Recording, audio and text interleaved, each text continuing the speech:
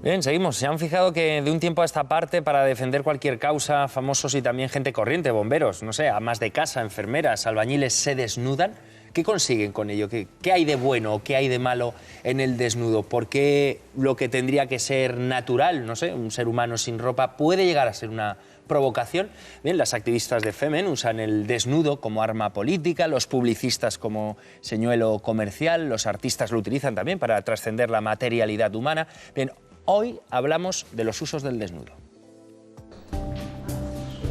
Son alumnos de segundo curso de un ciclo formativo de artes aplicadas al muro en la Escola Massana de Barcelona. De aquí saldrán escenógrafos, estucadores, cartelistas, esgrafiadores. Para su correcta formación artística y profesional es imprescindible que asistan a clases de dibujo al natural, con modelo. Desnudo es un género ya tradicional dentro de la pintura. Lo mantenemos, ¿no? este aprendizaje, porque detectamos que es mucho más vivo el hecho de tener una figura de carne y hueso delante del alumno que un objeto.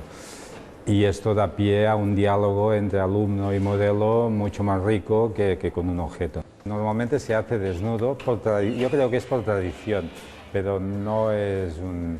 Sí que te ayuda a entender la construcción del cuerpo, esto es fundamental, pero si vas a buscar un rendimiento más plástico, más subjetivo, muchas veces poniendo a la persona delante, aunque vaya vestida, también genera una serie de resultados interesantes.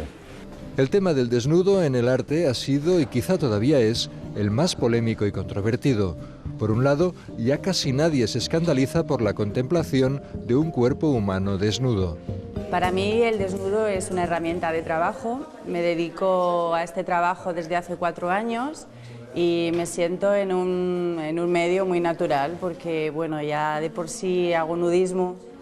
Me parece algo muy natural el cuerpo humano por naturaleza, y dedicarme a esto es bueno, poder fusionar a lo que soy y ganarme la vida con ello.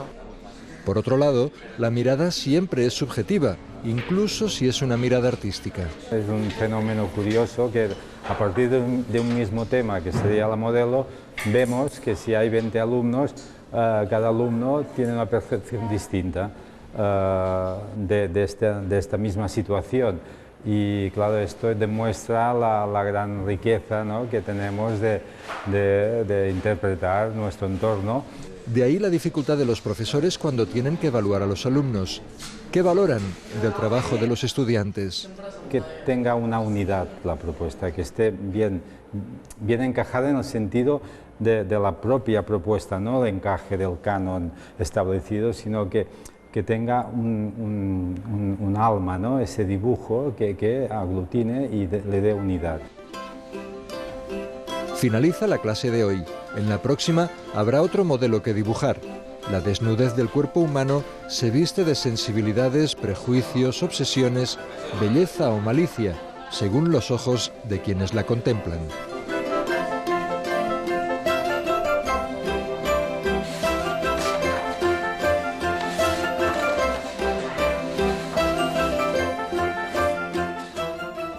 Pues bien, para debatir sobre las miradas a la desnudez hemos invitado hoy a sentarse con nosotros a Elvira Altés, es profesora de periodismo de la Universidad Autónoma de Barcelona. Bienvenida. Hola. También hemos invitado a Ubaldo Cuesta, profesor de publicidad de la Universidad Complutense de Madrid. Bienvenido. Muchas gracias. Y por último nos acompaña Alejandra Val Cubero, es profesora de periodismo de la Universidad Carlos III también de Madrid. Bienvenida. Muchas gracias. Bueno, curioso, ¿no?, que estemos hablando o debatiendo sobre la desnudez cuando podríamos estar hablando de si tenemos o no pies y manos. No sé, ¿la desnudez no es natural o sí?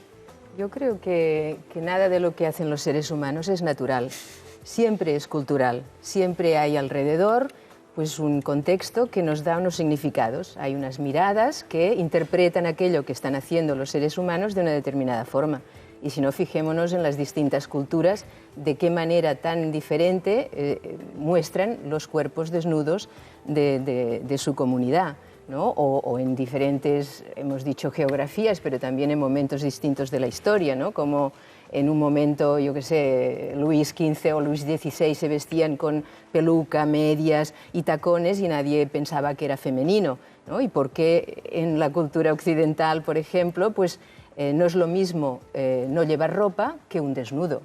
El desnudo tiene que ver con una forma concreta de mostrar el cuerpo y a menudo el cuerpo femenino, mostrarlo como un espectáculo, como algo que atrae la mirada masculina. Claro, nada que ver el desnudo masculino con el femenino, Alejandra. Es interesante el reportaje que hemos visto, porque claro, si miramos al pasado, cuando empiezan a ver las academias de arte, en estas academias de arte no pueden entrar las mujeres a estudiar. ¿Por qué motivos? Porque el estudio prioritario es el estudio de la mujer y del hombre desnudo. Y entonces se pensaba que la mujer no podía ver esos desnudos porque se alteraba su feminidad, entre otras razones. Entonces las mujeres no entran en estas instituciones de poder y de conocimiento hasta el siglo XIX. Y cuando entran en el XIX, estas academias de arte están perdiendo prestigio. Entonces, a través del desnudo se puede hablar de política, se puede hablar de filosofía, se puede hablar, como ha dicho Elvira, de antropología.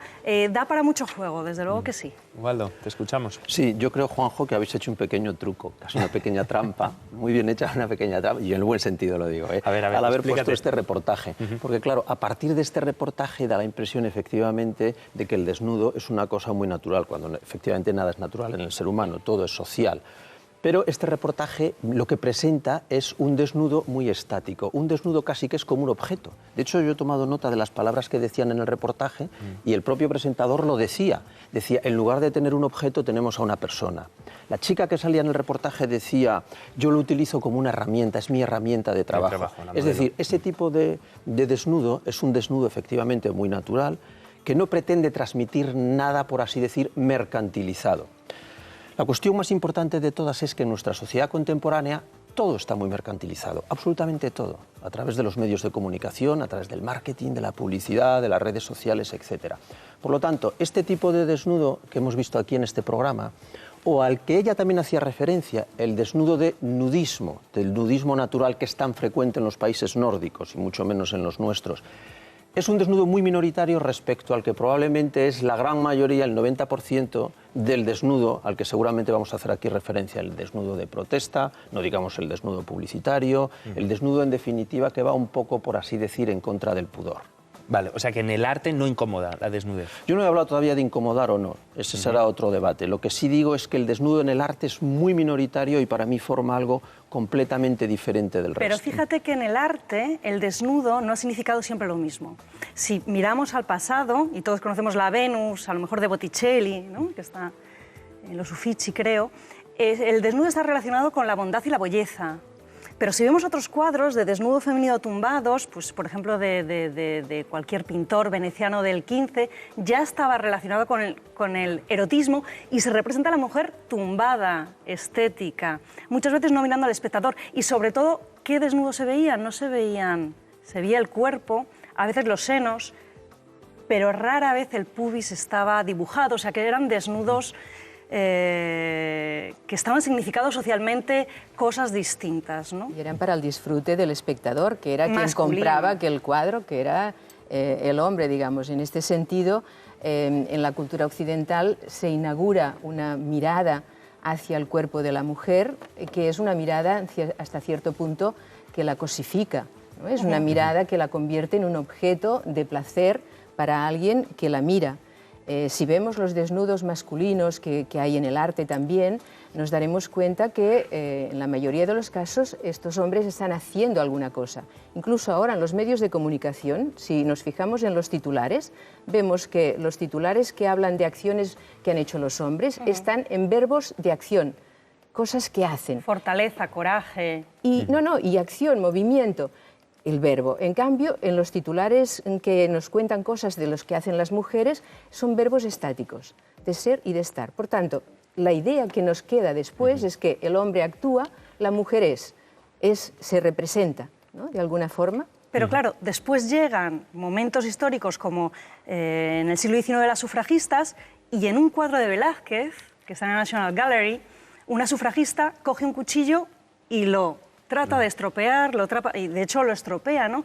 Porque ya en el siglo XIX las mujeres empiezan a decir esto no es nuestros cuerpos y no queremos estar representadas de esta manera. Yo querría recular un poco hacia atrás para enmarcar un poco el debate, para entender bien incluso lo que tú decías de molesta o no molesta el nudismo. Antes hablaba antes de entrar aquí, hablaba con Elvira, que es antropóloga, desde el punto de vista antropológico sobre lo que significa el desnudo. Fíjate que el concepto de pudor y el concepto de percibirse desnudo solo existe en los seres humanos. Antes no existía. De hecho, hay un texto que recordamos todos cuando le decía Adán, Adán, ¿qué te pasa? Y él decía, es que voy desnudo. Y dice, y acabas de descubrir que vas desnudo, no habrás bebido, en todas las culturas, no habrás tomado. No en todas las culturas existe el pudor y la vergüenza hacia un cuerpo desnudo. Pero sí existe. Sí, bueno, claro, efectivamente, porque si tú a un niño le dejas desde el nacimiento desnudo, efectivamente él no se da cuenta de que está desnudo. Muchas tribus que normalmente se manifiestan desnudos. Puede ser, sí. Es el occidental cuando ha colonizado que les ha hecho dar cuenta de que van desnudos. Sí, pero lo que ocurre es lo siguiente, que uno solamente se da cuenta de que está desnudo cuando aparece la autoconciencia. Ahí es a donde quería llegar yo. No aparece la conciencia de que estás desnudo cuando de pronto te das cuenta de que existes. De alguna manera somos polvo de estrellas, somos una especie de materia inorgánica que ha evolucionado a materia orgánica, después a la materia viva y de pronto el ser humano, alguien que es capaz de autoverse y autorreconocerse, polvo de estrellas viéndose a sí mismo. Y entonces es cuando dice, caramba, estoy desnudo. Luego el otro debate es si eso es o no natural, pero uno solo se puede saber desnudo cuando se autorreconoce.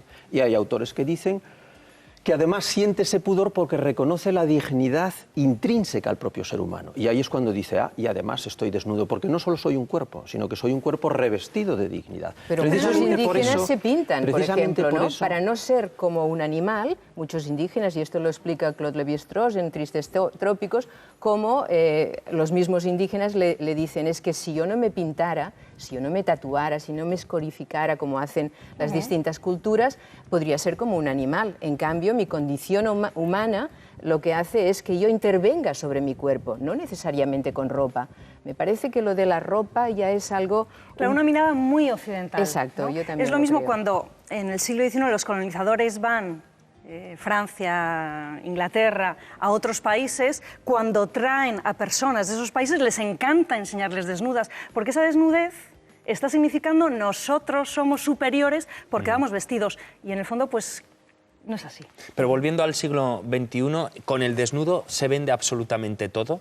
Claro, es lo que decíamos antes. El problema no solo de Occidente, sino del sistema global que se ha establecido de economía, es que todo se mercantiliza, todo. Hasta las noticias. Hay que decir que uno de los problemas que hay ahora es que hasta las noticias están mercantilizadas. En esto acertó Carlos Marx, no es que yo sea marxista ni mucho menos, pero acertó cuando decía que en todo al final se busca una plusvalía, incluido por tanto hasta en el cuerpo desnudo del hombre o de la mujer, efectivamente. Y por lo tanto, lo cierto es que la inmensa mayoría de los desnudos que se utilizan en nuestra sociedad son con la búsqueda de algo comercial, de una plusvalía, en definitiva. Eso es lo que hace que se codifique a la persona y de alguna manera se pierda en esa dignidad humana de la que hablábamos antes. Pero la persona que se entrega desnuda no utiliza lo mismo el cuerpo femenino que el masculino. Hace unos años se intentó hacer alguna publicidad en desnudos masculinos que un poco iba dirigida al público homosexual, y aquello ha desaparecido. También era como un poco decir, bueno, pues los efectos perversos de la igualdad, como los hombres han de ser igual que las mujeres, a las mujeres las tratamos como un objeto, vamos a tratar como objetos a los hombres. Pero no ha prosperado este tipo de publicidad. Y en cambio, el cuerpo de la mujer sigue sirviendo para vender un coche, un perfume, un viaje. Y además que cuerpos de mujer, porque no solamente son todos los cuerpos, es un determinado cuerpo joven, delgado, todos los problemas recientemente que han salido en los medios del Photoshop, ¿no? Donde todas las modelos que parece que tienen que estar perfectas, están perfectas porque obviamente las están retocando constantemente. Con toda la presión que esto implica sobre, desde las niñas, que ya empiezan rápidamente a darse cuenta que si quieren tener un poco de éxito en esta sociedad lo que tienen que ser es bellas, más que buenas o inteligentes o sagaces. En fin, todo eso yo creo que la publicidad que efectivamente se dedica a vender podría vender de una forma más honesta. Claro, entonces, ¿qué les parece que estas publicaciones consideradas serias utilicen este reclamo en sus portadas? Bueno, yo creo que es necesario hacer claramente un llamamiento no solo a estas publicaciones serias, sino a todos los medios de comunicación a tener sentido de la responsabilidad. a darse cuenta de la enorme importancia de todo lo que hacen. Porque quizá una portada no hace mucho, pero una y otra, y una fotografía y otra, y un programa de televisión y otro, van cultivando. De hecho, hay una teoría que se llama así, la teoría del cultivo, que dice que se van formando actitudes sobre la sociedad. Por lo tanto, es necesario en estos momentos hacer un llamamiento muy fuerte a los medios de comunicación a que tengan ese sentido de la responsabilidad, no solo en el uso del cuerpo y especialmente el de la mujer, sino en otras cosas. No es de recibo que se hagan programas como se hacen, donde la gente aparece dando voces, aparecen gritándose, aparecen metiéndose en las vidas privadas los unos de los otros, aparecen hombres y mujeres desnudos, encerrados en una habitación o encerrados en una isla. Eso también es falta de pudor, porque no hay que olvidar, si definimos el pudor y la vergüenza, como decía Aristóteles. Aristóteles decía que el pudor tiene mucho que ver con la vergüenza, con la falta de capacidad de controlar uno racionalmente sus emociones desordenadas, por así decir. Con lo cual yo al final, fíjate, llevaría este debate nuestro sobre el desnudo y los medios de comunicación al debate sobre la falta de pudor en algunos medios. Ya está bien de centrarlo todo en lo económico. Es verdad que los medios necesitan tener beneficios, pero hombre, no puede ser que se mercantilice todo. No puede ser el todo vale, pues efectivamente. Yo incluso, como habías mencionado, las niñas, ¿no? En los colegios, desde la educación, aprender a leer las imágenes y aprender a controlar un poquito y a ser conscientes de lo que nos están dando desde el exterior y tener, porque lo que queremos son mujeres y hombres, niños y hombres. Claro, pero valor. Alejandra, también hay buenas campañas, no sé, con buenas causas detrás que utilizan el desnudo como reclamo. A mí me parece que es caer en la trampa de esa forma de mostrar el cuerpo como espectáculo y de banalizarlo. El cuerpo humano es algo que corresponde a cada individuo y que no cabe duda que hay mujeres y hombres que se prestan a mostrarse desnudos para un calendario, para un, yo qué sé. ¿Exhibicionismo? ¿Hablaríamos de eso, Elvira, o no? Bueno, estamos en una época donde se ha perdido la intimidad, estamos todos en Facebook y mostrando nuestras fotografías, todo eso, bueno, es una época donde efectivamente hay bastante exhibicionismo, pero yo creo que es más entrar en esa otra dinámica de mostrar el cuerpo como algo que es atrayente, porque también un cuerpo desnudo refiere a la sexualidad, al erotismo, ¿no? Y por tanto un cuerpo desnudo de mujer es un anzuelo que pesca miradas masculinas. Entonces un medio de comunicación, la publicidad, un calendario, todo eso. Y curiosidades malsanas, ¿no, Ubaldo? Sí, lo cierto es que efectivamente malsano es una buena palabra en este contexto. Efectivamente ha aparecido también el fenómeno que antes habéis apuntado de las redes sociales. Las redes sociales están cargadas de imágenes, redes como Instagram, etcétera, están teniendo muchísima influencia sobre las niñas y los niños en este sentido. Fíjate, Kierkegaard hablaba de la angustia y la ansiedad como la despersonalización. Disculpen el directo. Estas son las cosas hablando de angustia y ansiedad, ¿verdad? Sí. Hablamos del desnudo y entonces alguna persona por ahí ya... Qué tío tan pesado, ha dicho el foco. Ha sido un foco, o sea que no pasa absolutamente vivimos nada. una época de cierto malestar, vivimos una época de crisis económica, pero que refleja una crisis de principios. En gran parte la crisis económica... ¿Se puede seguir hablando? O... Sí, podemos seguir. No tenemos miedo de que nos caiga algún foco. Mira, en cierta medida la crisis económica de Occidente obedece a una crisis de valores, obedece a la avaricia de determinadas personas, de determinadas estructuras y a una crisis de valores en muchos contextos. Esta crisis de valores, decía Kierkegaard ya hace mucho tiempo, puede generar en las sociedades angustia. Y esta angustia se traduce, entre otras cosas, en la falta de pudor. Fíjate si es curioso. Cuando uno... Cuando uno tiene dignidad, cuando uno no tiene angustia, lo que está es concentrado. Ortega tenía una palabra muy bonita, ensimismado, en el sentido de que tiene el núcleo de su personalidad controlándolo todo. Y entre otras cosas, presenta intimidad frente a los demás, no se expone como una catarata, sino que está controlado, está centrado. Cuando uno está descentrado, porque ha perdido la ilusión y la esperanza, como pasa a nuestros jóvenes en esta sociedad contemporánea que están un poco desorientados, les hemos engañado, les hemos hecho universitarios y ahora están en paro, les hemos dicho que van a tener una sociedad de lujo y ahora no la tienen. Todo eso se mezcla y tiene que ver con las redes sociales, con el mostrar los cuerpos. Ubaldo, nos van a disculpar, tenemos un problema técnico en el plató, vamos a tener que despedir el programa.